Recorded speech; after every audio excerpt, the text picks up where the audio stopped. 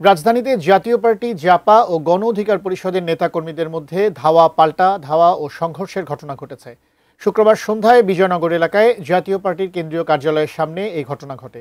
পরে সেনাবাহিনী সহ আইনশৃঙ্খলা বাহিনীর সদস্যরা লাঠি চার্জ করে তাদের সরিয়ে দেয়।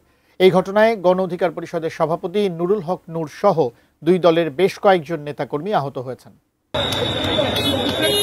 রাজধানীর বিজয়নগরে পরিস্থিতি নিয়ন্ত্রণে আনতে এভাবেই অ্যাকশনে যায় যৌথ বাহিনী। গণ অধিকার পরিষদের বিক্ষুব্ধ নেতাকর্মীদের সরিয়ে দিয়ে জাতীয় পার্টির নেতাকর্মীদেরও কেন্দ্রীয় কার্যালয়ের ভেতরে সরিয়ে দেওয়া হয়। সংঘর্ষের জন্য একে অপরের নেতাকর্মীদের দায়ী করছে দুই দল।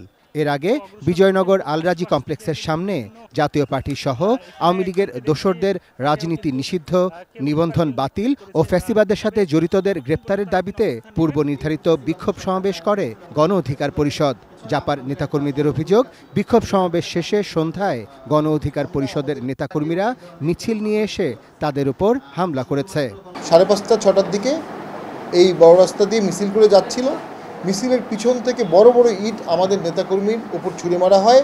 তাৎক্ষণিকভাবে আমাদের বেশ কয়েকজন নেতাকর্মী রক্তাক্ত হয়, মাথা ফেটে যায়, কয়েকজন হসপিটালে আছে। এরপরে আমরা ফেসবুকে দেখতে পাই গণ অধিকার পরিষদের সাধারণ সম্পাদক জনাব রাশেদ, উনি ওপেনলি বলেন যে তোমরা অ্যাটাক করো, আমি হুকুমের আসামি হব প্রয়োজনে। এবং উস্কানিমূলক একটি বক্তব্যের মাধ্যমে মশাল নিয়ে অনেকে আমাদের পার্টি অফিসে আগুন দেওয়ার জন্য আসে। অন্যদিকে গণ অধিকার পরিষদের নেতাকর্মীরা অভিযোগ করেন তাদের মিছিলে জাপার লোকজন ইটপাটকেল নিক্ষেপ করে উস্কানি দিয়েছে। মিছিলে হামলাকারীদের মধ্যে কার্যক্রম নিষিদ্ধ হওয়া আওয়ামী লীগ যুবলীগের কর্মীরাও উপস্থিত ছিলেন বলে দাবি করেন তারা। এ ঘটনায় যৌথ বাহিনী পক্ষপাতমূলক আচরণ করছে বলেও অভিযোগ তাদের।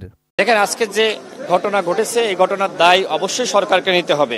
সরকারের নির্দেশনা ছাড়া সেনাবাহিনী এবং পুলিশ যৌথভাবে এইভাবে আমাদের উপর হামলা চালাতে পারে না। সেনাবাহিনীর ঊর্ধ্বতন কর্মকর্তারা আমাদের সাথে যোগাযোগ করেছেন, আমাদেরকে বলেছে শান্ত থাকার জন্য। আমরা বলেছি যে আমাদের উপর হামলা হয়েছে, আমরা একটি মশাল মিছিল করে আমরা প্রেস ব্রিফিং করব। প্রেস ব্রিফিংটা মাত্র শুরু করেছি, আমি কথা বলবো, সেই সময় সেনাবাহিনী এবং পুলিশ এসে হামলা শুরু করলো। নুরুল হক নূরের অবস্থা খুবই গুরুতর। আপনি দেখেছেন যে তার খিঁচুনি শুরু হয়েছে, এই মুহূর্তে তাকে ঢাকা মেডিকেলে নেওয়া হয়েছে।